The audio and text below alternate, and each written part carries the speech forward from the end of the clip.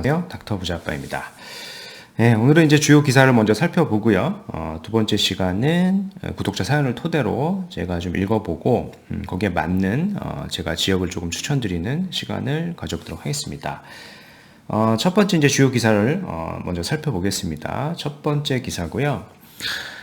첫 번째 기사는 이제 아파트 분양권 전매 제한 기간이 7일부터 대폭 완화가 된다라는 기사입니다. 7일이니까 이제 얼마 안 남았네요. 그죠? 이번 주가 지나면은 이제 전매 제한이 많이 완화가 될 것이고, 전매 제한이 완화가 된다라는 얘기는 기존의 분양권 거래가 굉장히 어려웠었는데 분양권 거래가 다시 이제 가능해질 수 있는 지역들이 좀 많아진다라고 볼 수 있겠죠. 그래서 내용을 보면은 규제 전에는 원래 최장 한 10년까지도 전매 제한이 있는 구역이 있었는데 이게 조금 일원화되어 3년 그리고 1년 6개월 이렇게 각각 3가지 정도로 조금 분류화됩니다. 기존에는 막 10년, 8년, 5년 막 이렇게 더 복잡했었거든요. 이런 부분들이 기간도 많이 줄어들고 딱 3가지 정도로만 일원화되는 것 같아요. 대표적으로 보면은 이 전매 제한 완화 같은 경우에 가장 좀 수혜를 좀 받는 지역은 역시 둔촌주공인 것 같아요. 그러니까 시행령 개정 이전에 분양을 마친 아파트도 이렇게 소급 적용을 해주다 보니까 둔촌주공 같은 경우에도 이게 해당이 되는 겁니다. 원래는 이게 전매 제한이 8년이었지 않습니까? 이제 8년이었는데 이게 1년으로 이렇게 대폭 줄어들게 돼요. 그러면은 이게 작년 12월에 당첨자 발표가 됐으니까 빠르면 올해 말부터 분양권 전매가 가능해지는 겁니다. 그래서 이미 뭐 프리미엄이 많게는 5억 이상도 이렇게 붙어 있는 거고요. 뭐 여튼 그런 상황입니다. 요게 이제 종전 규정이고요. 종전 규정이고 위에 게 아래 게 개선된 그런 기간입니다. 종전 규정을 보면은 최장 뭐 10년, 뭐 8년, 5년, 뭐 3년 굉장히 다양하게, 굉장히 길게 이렇게 전매 제한을 해놨었는데 개선이 된 걸 보면은요, 공공 택지 또는 규제 지역이 최장 3년이고요, 과밀 억제 권역이 1년, 기타는 6개월입니다. 둔촌주공이 여기에 해당이 되니까 1년이 좀 지나면은 이제 전매 제한이 풀리게 돼서 분양권 거래가 이제 가능할 수 있다. 이렇게 이해를 하시면 되겠고요. 요 내용을 봐서 우리가 이제 투자자 입장에서 봤을 때는, 사실상 분양권 전매 제한을 이렇게 해놔버리면은 분양권 투자가 굉장히 어려웠었죠. 그리고 세금적으로 봤을 때도 분양권에 대한 양도세도 굉장히 셌었기 때문에. 근데 이런 부분들이 전매 제한도 풀리고 양도세 부분도 많이 사실 완화가 됐죠. 그렇다 보니까 분양권에 대한 투자도 사실 가능해진 시점이 다가왔다라고 우리는 볼 수 있는 겁니다. 그리고 이제 4월부터 전매 제한이 풀리는 서울에 있는 좋은 지역의 분양권들도 상당수 많으니까 그런 지역들을 내 자본이 많이 부족하다, 아파트를 사기에 좀 어렵다, 그리고 뭐 나는 당장 입주할 게 아니다 라고 하면은 그런 거에 분양권을 한번 관심을 가져보시는 것도 좋은 시점인 것 같습니다. 그죠? 지금 이제 분양권 시장이 조금씩 살아나고 있어요. 근데 경매는 아직 냉랭하고요. 그러니까 분양권 시장이 살아난다라고 하는 거는 어떻게 알 수 있느냐라고 보면 사실 뭐 거래량을 보면은 쉽게 파악을 할 수 있는 겁니다. 전국 분양권 거래량을 보면은요, 이게 조금씩 늘어나고 있어요. 뭐 서울 아파트 거래량도 늘어나지만은 전국 분양권 거래량도 이렇게 늘어나고 있습니다. 이게 이제 작년 9월에는 한 1,600건 정도였던 게, 뭐 10월에는 1,800건, 11월에는 2,300건, 12월에는 2,500건, 1월에 뭐 거의 3,000건 가까이 되지 않습니까? 2월에는 3,800건 정도로 집계가 됐으니까 점점 분양권 거래도 이렇게 늘어나고 있는 추세다라고 우리가 이제 파악을 할 수가 있는 겁니다. 뭐 규제도 풀리고 있고, 뭐 풀리는 과정 속에서 나름 이제 가격도 많이 떨어졌다 보니까 이런 분양권을 한번 투자로 혹은 뭐 거주로 생각하시는 분들이 조금씩 늘어나고 있는 상황이다라고 우리가 파악을 하시면 되겠죠. 또 규제가 이렇게 풀리니까 30대에 다시 집 샀다, 뭐 30대 주거 주택 매수 비중이 좀 늘어났다라는 이런 기사입니다. 그러니까 서울 아파트 30대 매수 비중이 이렇게 늘어난 거예요. 보시는 것처럼 작년 10월에 이렇게 저점을 찍고요. 이렇게 다시 조금 늘어났습니다. 그죠? 근데 30대가 집을 산다란 얘기는 뭐 30세부터 한 39세 일테니까요. 그죠? 뭐 자본력이 그렇게 뭐 넉넉한 분들은 아니겠죠. 대부분 이제 남자라고 하면은 직장 생활을 이제 막 시작했다거나, 그죠? 뭐 그 정도이신 분들이 매수를 하는 거다 보니까 아무래도 대상 주택 자체가 고가 주택은 아니에요. 고가 주택은 아니고 대부분 이 특례 보금자리론 대상이 되는 9억 원 이하 주택으로 많이 좀 몰려 있다라는 부분을 우리가 알 수 있을 것 같습니다. 그래서 이 매수세 회복이 모든 주택의 회복이 되는 게 아니라, 그죠? 그 특례 보금자리론 영향이 큰 쪽으로 이제 몰리고 있는 거죠. 그래서 뭐 이런 9억 이하 주택, 특례보금자리론 대출이 가능한 주택 중에서도 사실상 매수세가 이제 붙는다라는 얘기는 그만큼 사실 뭐 가격이 많이 떨어진 그런 주택 중심으로는 그래도 인력 정도는 회복이 될 수 있다 보니까 뭐 30대 이런 분들, 특히 무주택자 분들이 시장에 다시 진입을 하고 있는 걸로 이제 분석이 되는 것 같아요.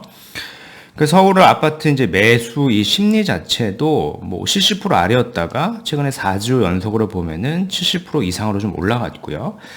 물론 이제 70%라고 하는 거는 아직도 많이 낮은 수치입니다. 원래 한 100이 넘어가야 매매를 하려는 사람들이 더 많아지는 거니까 아직까지는 미미한 수치는 맞으나 아무리 봐도 수치상 제가 봤을 때 매수 심리는 조금씩 회복이 되고 있고요. 요게 수치는 아마 저점을 좀 찍지 않았나라고 이제 파악을 해볼 수가 있을 것 같습니다. 네, 오늘 구독자 사연을 좀 읽어볼게요. 안녕하세요, 닥부님. 지방에 거주 중인 50대 후반 주부입니다.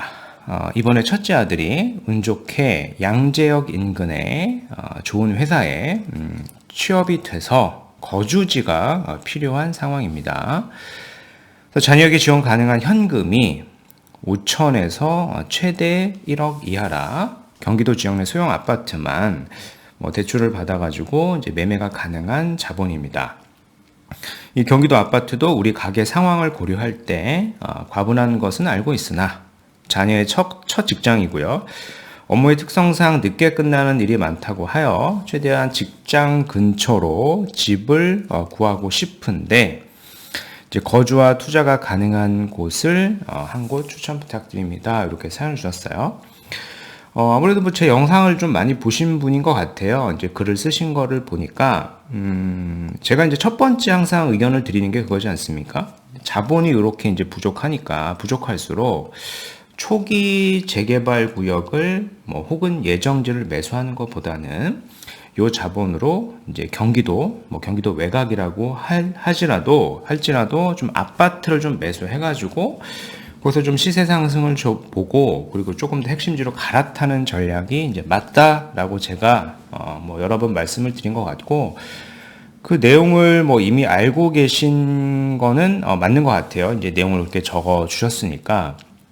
근데 이제 상황이 여길 보니까 업무 특성상 좀 많이 늦게 끝나다 보니까 양지역 일대에 그래도 좀 거주와 투자가 가능한 곳을 차선책으로 보시는 것 같습니다. 그죠?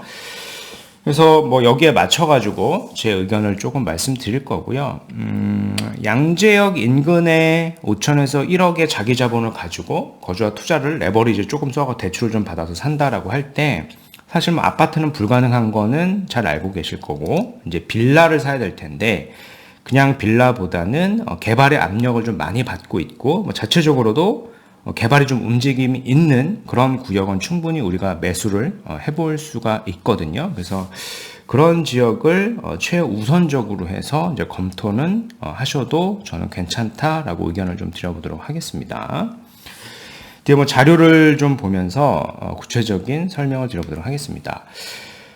일단은 서울특별시 서초구 양재동이에요. 행정구역이요. 그래서 여기에 이제 취업이 되신 거고요. 어려운 시기지 않습니까? 어려운 시기에서 이렇게 취업이 되신 건 정말 축하드리고 첫 직장이 굉장히 중요한 것 같아요. 그래서 첫 직장에서 우리가 배울 수 있는 부분도 많이 있다 보니까 좀 직주근접으로서 거주지를 우선적으로 좀 매수를 하고 거기서 이제 투자성까지도 볼 수 있는 지역으로 제 의견을 좀 말씀드려 보도록 하겠습니다. 좀 타이밍이 좀 괜찮은 것 같아요. 결론적으로 말씀을 드려보면은 양재동 일대 아주 굵직한 호재가 한 2개 정도 나왔습니다. 한 2개 정도 나왔거든요. 그 2개를 제가 좀 말씀을 드릴 거고, 그 2개를 토대로 해서 우리가 어떤 구역을 사는 게 좋을지까지 제가 말씀을 드려보도록 하겠습니다. 첫 번째 아주 굵직한 호재는 이거예요. 뭐 이미 아실 수도 있겠습니다만은 과거부터 계속 나왔던 얘기긴 한데 요게 다시 구체화돼서 이제 서울시에서 좀 발표가 됐습니다. 요거죠. 그래서 오세훈 시장이 경부 간선도로 상부 공간을 이제 공원화하겠다라는 거예요. 요게 이제 경부고속도로 지하화하겠다라는 내용이고요. 이제 한남에서부터 양재까지 이게 이제 직선거리로 한 7km 정도 되는데 이 구간을 고속도로를 좀 지하화하고 그 상부에는 이제 공원화하겠다라고 하는 그런 플랜입니다. 일명 서울 리니어 파크를 조성하겠다라는 거고요. 요게 이제 레퍼런스가 된 거는 그러니까 오세훈 시장께서 이제 마드리드에 있는 리오 공원을 가서 보고 참조해가지고 우리도 좀 적용을 하려고 하는 계획을 세운 겁니다. 그 정확한 구간이 어디냐면은 여기입니다. 양재 IC부터 서초 IC를 지나가지고 한남 IC까지 요 구간이죠. 요 구간을 지금 이제 경부고속도로 구간인데 여기를 이제 지하화 해버리고요. 상부 공간에는 선형공원을 조성하겠다라는 거고, 지금 이제 자녀분께서 직장 위치를 잡은 곳 있지 않습니까? 그래서 양재도 여기에 해당이 되는 구역이에요. 그래서 제가 이제 타이밍이 좋다라고 말씀을 드린 거고, 이게 이제 제가 말씀드리고 싶은 이제 첫 번째 호재이고요. 이뿐만 아니라 한 가지 호재가 더 있습니다. 역세권 개발에 대한 호재가 하나 더 나왔어요. 이게 때마침 맞춰가지고 퍼즐처럼 개발 호재들을 계속 기사화하고 발표 자료로 내고 있거든요. 이 속에서 우리는 가져갈 수 있는 뭐 타이밍도 그렇고 이 호재를 품고 있는 주변의 개발 예정지들을 우리가 볼 수 있는 거니까 투자처로 좋은 타이밍이 될 수 있는 시점이다라고 제가 말씀을 드린 겁니다. 두 번째는 이거예요. 양재역 일대에 통합적 밑그림 그린다. 융복합 입체도시 시범 모델을 만들 것이다 라는 거고요. 이렇게 구체적으로 다양한 내용들을 냈는데 뭐 핵심이 되는 건 이거죠. 그러니까 양재 GTX 환승 거점 통합 개발 마스터 플랜을 좀 수립을 해가지고 이렇게 구역까지 이렇게 지정을 해놓은 겁니다. 그래서 우리는 양지역 인근의 지역을 볼 수가 있는 거죠. 그래서 굵직한 호재가 2개가 나왔습니다. 그래서 요거를 참고를 하시면 좋을 것 같고, 서울특별시 서초구 양재동이 생각보다 행정구역을 보면은 좀 넓어요. 그래서 전체 지역을 다 보지는 마시고요. 개발의 가능성이 높은 지역, 그리고 자체적으로 현재 움직임이 있는 지역은 서울특별시 서초구 양재 2동에 있는 구역입니다. 이 구역을 가장 최우선적으로 보시는 게 맞고요. 양재역이 아니라 이 아래쪽에 서초구 양재 2동 쪽을 보시는 게 맞습니다. 제가 노후도를 좀 보더라도 이게 노후도가 20년에서 그 이상 된 그런 주택들, 노후주택들이 상당수 많이 포진되어 있다 보니까 이 구역을 좀 우선하시면은 내 초기 자본이 한 5천에서 한 1억 정도라고 하지 않았습니까? 그 사회초년생이니까 연봉이 뭐 한 3천, 4천 정도 될 테니까 충분히 특례보금자리론으로 저금리로 우리가 대출을 받을 수가 있겠죠. 그래서 빌라 가격을 뭐 3억, 4억 정도 되는 빌라는 충분히 좀 매수를 할 수가 있는 것이겠고, 제가 뭐 서두에 조금 구체적으로 말씀드린 것처럼 굵직한 호재 2개를 품고 있고요. 게다가 자체적으로 노후도까지 충족이 되어 있고 개발의 압력을 많이 받고 있다 보니까 향후에 여기가 이제 재개발 구역으로 지정이 된다라고 하면은 강남의 신축의 아파트가 될 수도 있는 구역이라고 저는 판단이 됩니다. 그래서 이렇게 한번 의사결정해 보시는 거를 제가 좀 추천을 드려보도록 하겠습니다. 그래서 오늘 말씀드린 내용은 여기까지이고요. 제 영상이 좀 도움이 되셨으면 구독하기, 좋아요, 알림 설정 부탁드리겠습니다. 이상 닥터부자였습니다. 감사합니다.